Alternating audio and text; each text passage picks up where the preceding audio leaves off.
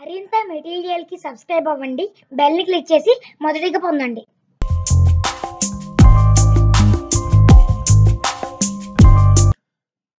భారత ప్రణాళికల స్థానంలో ఏర్పడిన వ్యవస్థ నీతి ఆయోగ్. నీతి ఆయోగ్ ఏర్పడిన 3 సంవత్సరాల సందర్భంగా భారత ప్రభుత్వం ఒక డాక్యుమెంట్‌ని విడుదల చేసింది. ఈ 3 సంవత్సరాల కాలంలో నీతి ఆయోగ్ ఏమేమి సాధించింది అనేదే దానిలోని అంశాలు.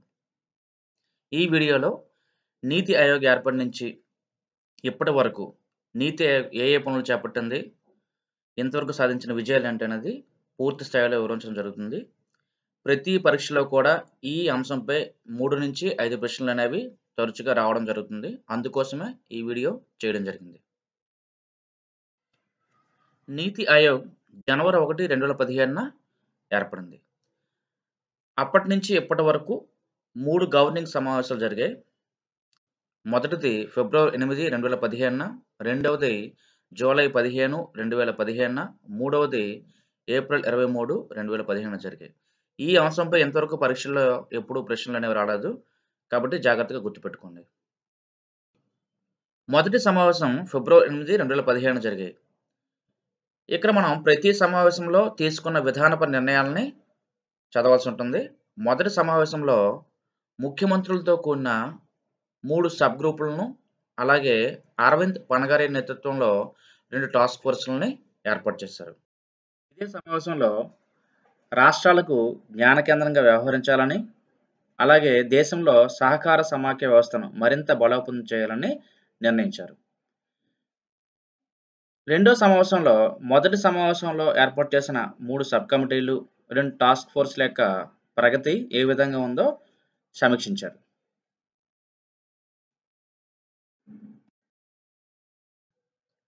ఇక మూడవ సమావేశం ఏప్రిల్ 23, 2017న జరిగింది. రాష్ట్రపతి భవన్‌లో జరిగింది. దీంట్లో డాక్టర్ అరవింద్ పనగారియా భారత ట్రాన్స్ఫర్మేషన్ కోసం ఒక రోడ్ మ్యాప్‌ను ప్రకటించారు. అవేంటంటే, ఒకటి 15 సంవత్సరాల విజన్ డాక్యుమెంట్, 7 సంవత్సరాల వ్యూహాత్మక డాక్యుమెంట్, అలాగే 3 సంవత్సరాల యాక్షన్ ఎజెండా. ఇదే సమావేశంలో మధ్యప్రదేశ్ ముఖ్యమంత్రి శ్రీ శివరాజ్ సింగ్ చౌహాన్ రైతుల ఆదాయంను ఏ విధంగా రెట్టింపు చేయాలి అనే అంశంపై ఒక రోడ్ మ్యాప్‌ను ప్రజెంట్ చేశారు. ఇంకా గూడ్స్ అండ్ సర్వీస్ ట్యాక్స్ పై కూడా ఒక ప్రజెంటేషన్‌ని ఈ సమావేశంలో ఇవ్వడం జరిగింది. ఈ సమావేశంలో జరిగిన అన్ని విషయాలను కూడా గుర్తుంచుకోవాల్సిన అవసరం ఉంది.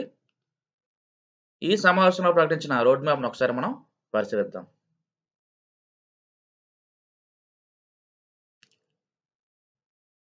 ఈ రోడ్ మ్యాప్‌లో 15 సంవత్సరాల విజన్ డాక్యుమెంట్, 7 సంవత్సరాల వ్యూహాత్మక డాక్యుమెంట్, అలాగే 3 సంవత్సరాల యాక్షన్ ఎజెండాను ప్రకటించింది. 12వ పంచవర్ష ప్రణాళిక ముగిసిన అనంతరం చేపట్టాల్సిన చర్యల కోసం 15 సంవత్సరాల విజన్ డాక్యుమెంట్, 7 సంవత్సరాల వ్యూహాత్మక డాక్యుమెంట్, 3 సంవత్సరాల యాక్షన్ ఎజెండాను ప్రకటించింది. 15 సంవత్సరాల విజన్ డాక్యుమెంట్లో సామాజిక లక్ష్యాలను సాధించడానికి అనుగుణంగా తయారు చేశారు. 2017-18 నుంచి 2023-24 మధ్య కాలంలో నేషనల్ డెవలప్మెంట్ అజెండాలో భాగంగా దీర్ఘకాలికంగా చేపట్టవలసిన విధానాల కోసము 7 సంవత్సరాల వ్యూహాత్మక డాక్యుమెంట్‌ని తయారు చేశారు. ఇంకా 2017-18 నుంచి 2019-20 సంవత్సరాల 3 సంవత్సరాల కాలంలో 14 ఫైనాన్స్ కమిషన్ అవార్డు కాలంలో సమకూరే వనరులను ఏ విధంగా వినియోగించాలి అనే అంశంపై 3 సంవత్సరాల యాక్షన్ ఎజెండాను తయారు చేశారు.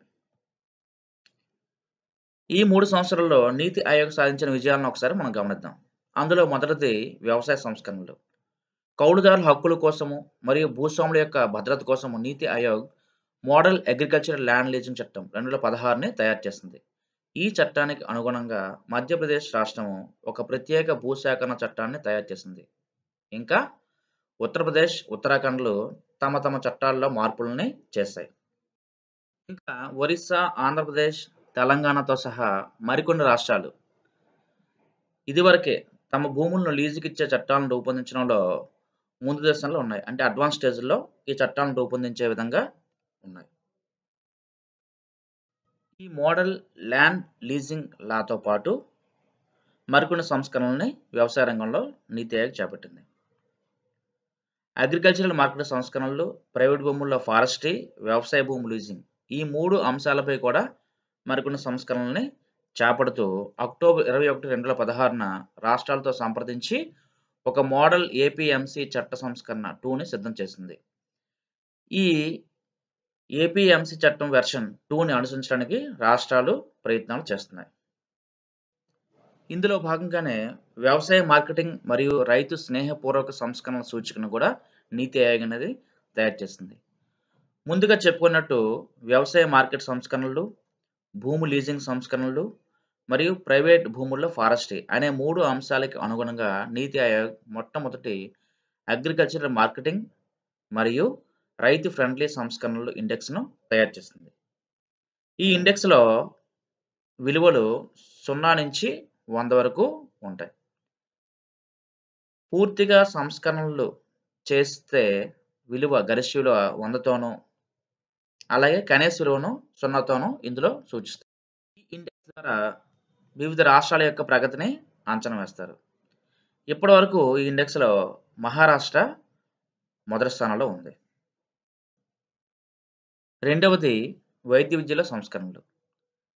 నీతి ఆయోగ్ వైస్ చైర్మన్ అధ్యక్షతన ఏర్పడిన కమిటీ ఇండియా వైద్య మండలిని రద్దు చేసి వైద్య విద్యను నియంత్రించే ఒక వ్యవస్థను ఏర్పాటు చేయాలని సిఫార్సు చేసింది. అదేవిధంగా ప్రతిపాదించిన నేషనల్ మెడికల్ కౌన్సిల్ కమిషన్ కోసం ఒక ముసాయిదా చట్టాన్ని రూపొందించడానికి ప్రభుత్వానికి నివేదించింది. నీతి ఆయోగ్ విజయాల్లో ముఖ్యమైనది డిజిటల్ పేమెంట్స్.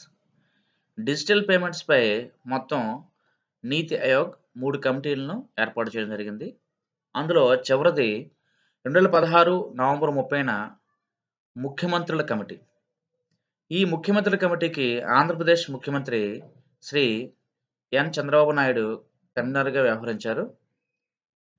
ఈ కమిటీ యొక్క ముఖ్య లక్ష్యం ప్రజలని డిజిటల్ పేమెంట్స్ వైపు మళ్ళేలా చూడటము, అలాగే దేశంలో పారదర్శకత, ఫైనాన్షియల్ ఇంక్లూజన్ ఆర్థిక చేరిక మరియు దేశవ్యాప్తంగా ఆరోగ్యకరమైన ఆర్థిక పర్యావరణ వ్యవస్థలను ప్రోత్సహించడానికి తగిన సిఫార్సులు చేయడానికి ఏర్పాటు చేశారు.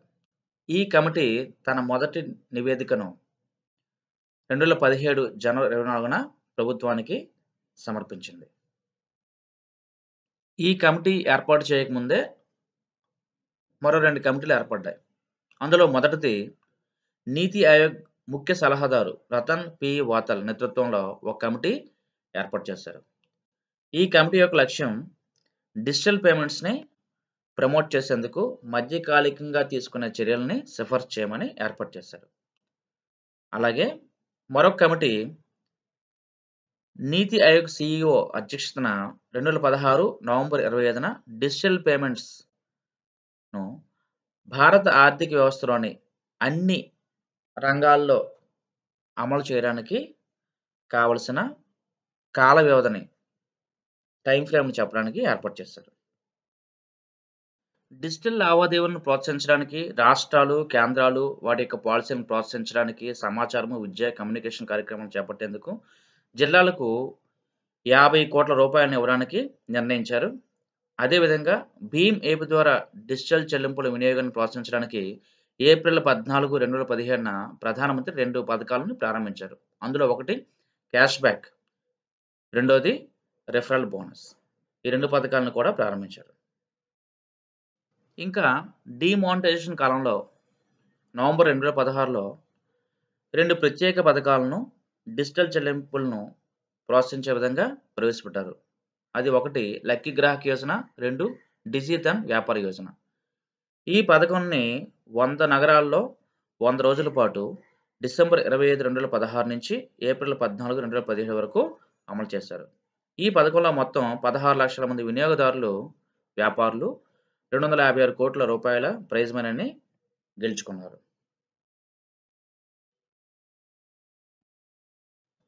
ఇక తర్వాతది అటల్ ఇన్నోవేషన్స్ మిషన్. పాఠశాలల్లో, కళాశాలల్లో నూతన ఆవిష్కరణలు పెంచడము, దేశం యొక్క ఆవిష్కరణ, వ్యవస్థాపక పర్యావరణ బలోపేతం చేయడానికి 2016-17లో ఒక 2 పథకాలను ప్రారంభించారు. అందులో మొదటిది అటల్ థింకింగ్ ల్యాబ్స్ ATL. ఈ పథకము విద్యార్థుల్లో సృజనాత్మకత మరియు శాస్త్రీయ ధోరణిని ప్రోత్సహించడం, అలాగే భారతదేశం అంతటా మొత్తం 500 పాఠశాలల్లో అటల్ థింకింగ్ ల్యాబ్స్ను ఏర్పాటు చేయడానికి ఈ అటల్ ఇన్నోవేషన్స్ మిషన్ అనేది సాయం చేస్తుంది. ఈ పథకంలో విద్యార్థులు తమ చుట్టూ ఉండే సవాళ్లను పరిష్కరించడానికి నమూనాలను తయారు చేస్తారు. ఇక రెండవది అటల్ ఇంక్యుబేషన్ సెంటర్స్. తయారీ, రవాణా, శక్తి, విద్య, వ్యవసాయము, నీరు మరియు పారిశుధ్యం వంటి రంగాల్లో స్టార్టప్లను ఏర్పాటు చేయడానికి, వీటిని వేగవంతంగా అభివృద్ధి చేయడానికి అటల్ ఇంక్యుబేషన్ సెంటర్స్ అనేవి ఏర్పాటు చేస్తాయి. భారతదేశం అంతటా కూడా ఈ ఏఐసిని ఏర్పాటు చేయడానికి 10 కోట్ల రూపాయలని ఆర్థిక సాయాన్ని చేయడానికి నిర్ణయించారు. నీతి ఆయోగ్ సాధించిన ముఖ్య విజయాల్లో ఒకటి మొదటి సమావేశంలో తీసుకున్న నిర్ణయాలు. మొదటి సమావేశంలో ముఖ్యమంత్రులతో కూడిన 3 సబ్ గ్రూపులను ఏర్పాటు చేశారు. ఇదే అంశంపై గ్రూప్ 3లో, గ్రూప్ 2లో ప్రశ్నలు రావడం జరిగింది. అందులో మొదటి సబ్ గ్రూప్ కేంద్ర ప్రభుత్వ పథకాలపై సబ్ గ్రూప్. ఈ గ్రూప్ సిఫార్సుల ఆధారంగా కేంద్ర ప్రభుత్వ ప్రాయోజిత పథకాలను, సెంట్రల్ స్పాన్సర్డ్ స్కీమ్స్ను 28 పథకాలుగా తగ్గించారు. రెండవది స్వచ్ఛ భారత్ అభియాన్పై సబ్ గ్రూప్. మూడవది స్కిల్ డెవలప్మెంట్పై సబ్ గ్రూప్.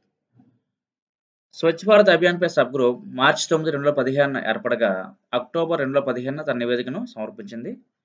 స్కిల్ డెవలప్మెంట్పై మార్చి 9, 2015 ఏర్పడగా డిసెంబర్ 31, 2015 నివేదికని సమర్పించింది. పై 2 గ్రూపులు సమర్పించిన సిఫార్సులని చాలా వరకు ఆమోదించారు.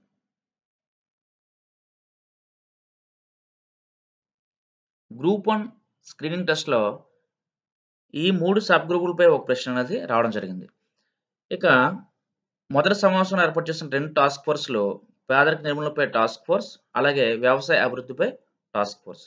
2 టాస్క్ ఫోర్స్లను కూడా నీతి ఆయోగ్ వైస్ చైర్మన్ అరవింద్ పనగారి నేతృత్వంలో ఏర్పాటు చేయడం జరిగింది. అలాగే ఇది తన నివేదికను జూలై 11, 2016 సమర్పించింది. ఈ కమిటీ పేదరికాన్ని అధ్యయనం చేసి టెండూల్కర్ కమిటీ లేదంటే ఎక్కువ పేదరిక రేఖకు అనుకూలంగా ఏకాభిప్రాయాన్ని చెప్పలేదు. పేదరికంపై ఏదైనా నిర్ణయం తీసుకునే ముందు ఒక ఉన్నత స్థాయి నిపుణులచే కమిటీని ఏర్పాటు చేసి దాని సిఫార్సులకు అనుగుణంగా నిర్ణయం తీసుకుంటామని నివేదించింది. రెండవ టాస్క్ ఫోర్స్ వ్యవసాయ అభివృద్ధిపై టాస్క్ ఫోర్స్. ఇది కూడా అరవింద్ పనగారి నేతృత్వంలో ఏర్పడింది. ఇది మార్చి 16, 2015 ఏర్పాటు చేయబడింది. దీని ప్రధాన లక్ష్యము వ్యవసాయ ఉత్పాదకతను పెంచడము, అలాగే వ్యవసాయాన్ని లాభదాయకంగా చేయడం. ఇందులో పరిగణించే అంశాలు ఉత్పాదకతను పెంచడము, రైతులకు చెల్లించే ధరలు, భూమి లీజింగ్, భూమి రికార్డులు, భూ శీర్షికలు, రెండో హరిత విప్లవము, తూర్పు రాష్ట్రాల్లో కేంద్రీకృతం చేయడం, రైతుల సంక్షోభానికి ప్రతిస్పందించడం. ఇది మే 31, 2016 తన నివేదికను సమర్పించింది. చివరగా రాష్ట్రాలకు విజ్ఞాన కేంద్రంగా పనిచేయడానికి ఆగస్టు 26, 2016 ప్రధానమంత్రి నీతి లెక్చర్స్ ఇండియా ట్రాన్స్ఫార్మింగ్ పేరిట ప్రారంభించారు.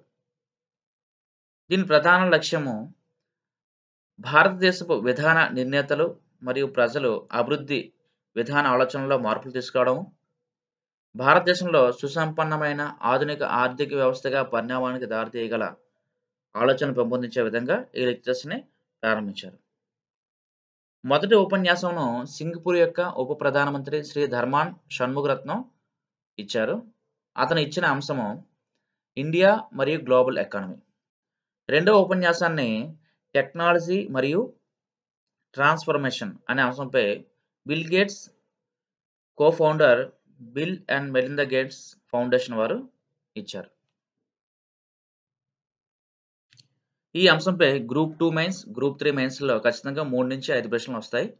అదేవిధంగా గ్రూప్ 1 మెయిన్స్లో అయితే డైరెక్ట్గా 3 సంవత్సరాల కాలంలో నీతి ఆయోగ్ సాధించిన విజయాలు వివరించమని ప్రశ్న వస్తుంది.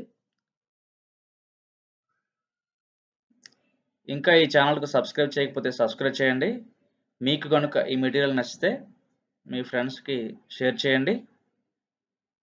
Thank you.